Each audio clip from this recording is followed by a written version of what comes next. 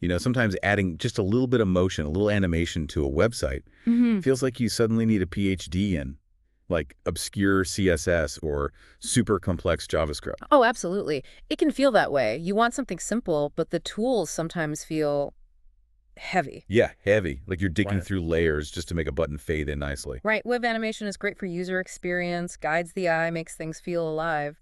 But yeah, getting there can be a whole thing. Totally. And spending hours trying to decipher some obscure CSS property or a massive animation library, it's not always practical. Which brings us to today's deep dive.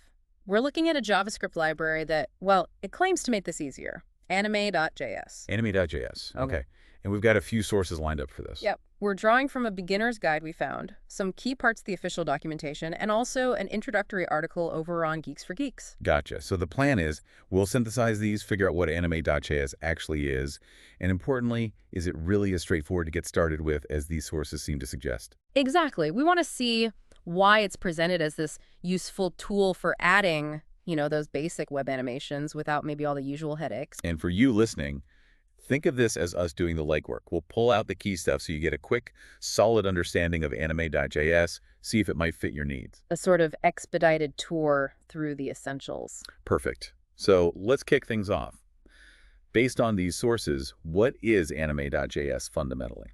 Right. So across the different sources, the consistent description is it's a lightweight JavaScript animation library. Lightweight. That's always good to hear. Yeah, and they all emphasize its API, saying it's simple but also powerful. That's the promise. Simple but powerful, the classic developer dream, right? Pretty much. So this lightweight library with its simple API, what can it actually animate? What kind of things are we talking about? It's actually pretty broad, according to the sources. It's not just typical CSS stuff on HTML elements. Yeah, it handles CSS properties, of course, but also SVG elements. Okay, SVG is important. Right, and standard DOM attributes, and maybe the most interesting one, plain JavaScript objects. JavaScript objects. Wait, Oh. really? So you could animate, like, a number changing on screen?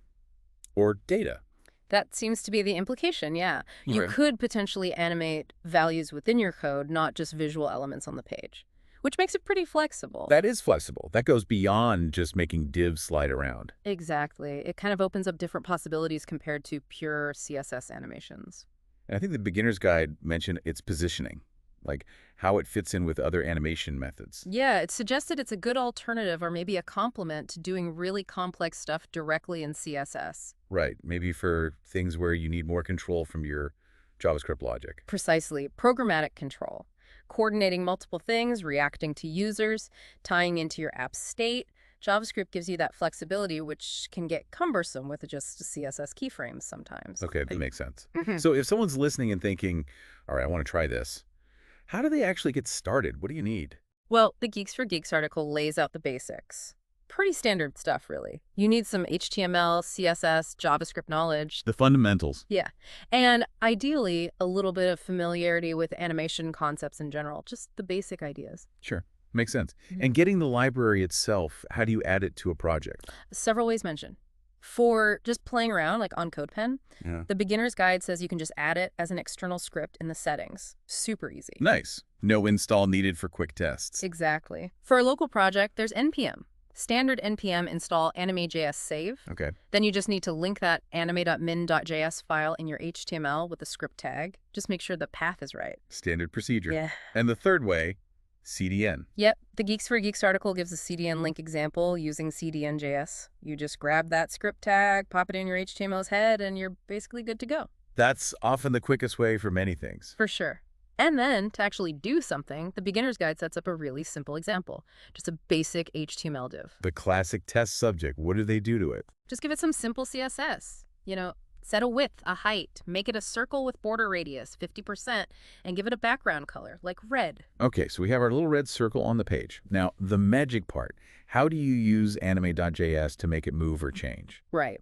The core mechanism, which both the guide and Geeks for Geeks cover, is calling the main anime function. It's anime. Yep. And you pass it one thing, an object. Inside that object, you define your animation using key value pairs. Okay, so one function, one configuration object. What's the absolute first thing you need in that object, the most critical part? That's the target's key. This tells anime.js what you want to animate. Ah, makes sense. How do you specify the target? You can use standard CSS selectors, so element tags, class names, Mhm. IDs, whatever you'd use in CSS. Got it. You pointed at your red circle, for instance. Yeah. Then what? How do you tell it how to animate? You add other keys to that same object, specifying the properties you want to change and their target values. Like movement. Give us an example. Both sources show using CSS transforms. The beginner's guide uses translate x 250. Okay, so that would move the target 250 pixels to the right. Exactly. Simple as that. And it's not just about moving things, right? Other properties work too. Oh, yeah. The beginner's guide shows animating the background color, changing it from red to blue. Nice. And the Geeks for Geeks example animates height and width at the same time as it's moving with translate x, so you can animate multiple properties together in one go. So just to recap, call anime, set your targets, list the properties like translate X or background color with their final values, and Anime.js handles the smooth transition. That's the core idea. It handles the interpolation, the step-by-step changes over time. Okay, pretty straightforward so far. Now, how do you control the feel of the animation? Like speed, pauses, repetition. Also done within that same configuration object. There are specific parameters for that. Duration is a big one. How long it takes? Yep, in milliseconds. The Geeks for Geeks example used 2000, so a 2-second animation. Simple. What about waiting before it starts? A delay. That's the delay parameter. Also in milliseconds. Both sources mention it. Adds that pause before anything happens. Useful for timing things visually. Definitely. Yeah. Then there's easing. This controls the acceleration, the sort of speed curve. Speeding up or slowing down. Exactly. Geeks for Geeks mentions linear for constant speed. But the beginner's guide points out Anime.js has a default ease-out curve, which often feels natural as things slow to a stop. So you can tweak the physics of the movement, essentially. Yeah. How about direction? Backwards, looping. Yep. The direction parameter handles that. The beginner's guide explains it takes normal for forward, reverse for backward, Okay. or alternate, which plays it forward, then backward. Alternate sounds handy for like pulsing effects or something. Should be, yeah. And importantly, that direction applies to all the properties you're animating in that one call. Got it. And looping, making it repeat. That's the loop parameter mentioned in the Geeks for Geeks source. Set it to true and it'll just keep going. Wow. Okay. So with just duration, delay, easing, direction, loop, you get quite a bit of control. Seems pretty intuitive. It really does hide a lot of the underlying complexity of managing timers and stuff yourself. It gets even cooler when you target multiple elements at once. Ah, right. Like if we copied that red circle, so now there are 3 of them. If your target selector matches all 3, what happens by default? By default, they all animate together simultaneously. All 3 start moving right at the exact same time. Okay, but that's often not what you want visually. You often want that staggered, one after the other effect. Exactly, and that's where the stagger feature comes in, which both sources highlight. Stagger, how does that work? Instead of just animating a property directly, you use anime.stagger as the value, and inside stagger, you give it a delay time in milliseconds. So like translate X anime.stagger 100. What does that do? It means the first circle starts moving. Then 100 milliseconds later, the second one starts. Then 100 meters after that, the third one starts. It creates that sequential delay between each element. That's brilliant. Such a common effect, and that seems really concise. It is. Very neat. And the beginner's guide adds another really practical detail about stagger. There's a start option you can add inside the stagger. Call. A start option within stagger. What's that for? So imagine your circles are animating in when the page loads. Without start, the very first circle begins its animation almost instantly, maybe even before the user has properly seen all the circles in their starting position. Ah, I see. It might feel abrupt. Exactly. Adding a start value, say start 500, adds an initial 500 meters delay before the first element even begins the staggered sequence. So everything appears, sits there for half a second, then the first one moves, then the second, then the third. Precisely. It gives the user a moment to register the initial state before the animation kicks off. The guide specifically mentions this helps with perceived performance and context, especially if things load a bit slowly. You see the red circles first, then they move. That's actually really thoughtful. It's not just about the mechanics, but the user experience. Shows some design thinking went into the library. Yeah, it's a nice touch, considers the practical side of things. Okay, so we've covered the basics, what it is, getting started, simple animations, controlling them, and handling multiple elements with that cool stagger function, including the start delay.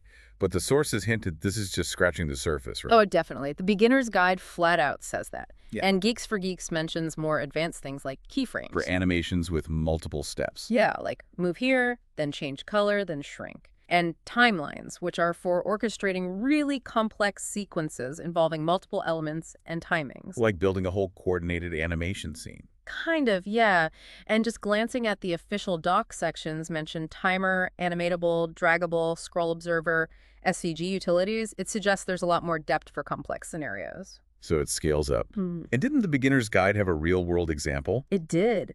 It mentioned using Anime.js in a portfolio's navigation bar, not just making it look fancy, but using animations strategically to draw attention. Right? Showing how even simple animations can serve a purpose in UI. Exactly, guiding the user effectively. Okay, let's try and tie this all together then. Yeah. Based on everything we've pulled from these sources, what's the main takeaway? Why might you, as a developer, reach for Anime.js? I think the big picture is approachability plus power.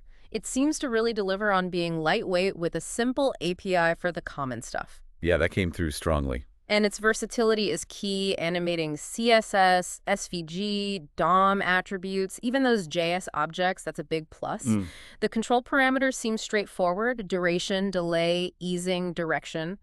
And features like stagger, especially with that practical start option, feel really well designed for web use cases. So for you listening, the message seems to be, this looks like a tool that lets you add pretty engaging animations relatively quickly, maybe without getting quite so bogged down in the weeds as some other methods. Yeah, it feels like it lowers the barrier to entry for adding that layer of polish and interaction. It could help you get animation ideas implemented faster, potentially sidestepping some steeper learning curves. A focus on getting results efficiently, but with room to grow into the more complex stuff if you need it. That seems to be the sweet spot it's aiming for: quick wins and depth. Okay, so here's something final for you to chew on after this dive.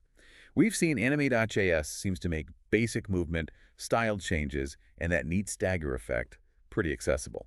Now, thinking about those hints of advanced features, timelines, keyframes, SVG controls, consider your own projects. Where could a library focus purely on streamlining animation, change how you approach building interactive experiences, maybe in UIs, maybe data viz, maybe more dynamic content? How might it shift your thinking about adding that life and motion to the web?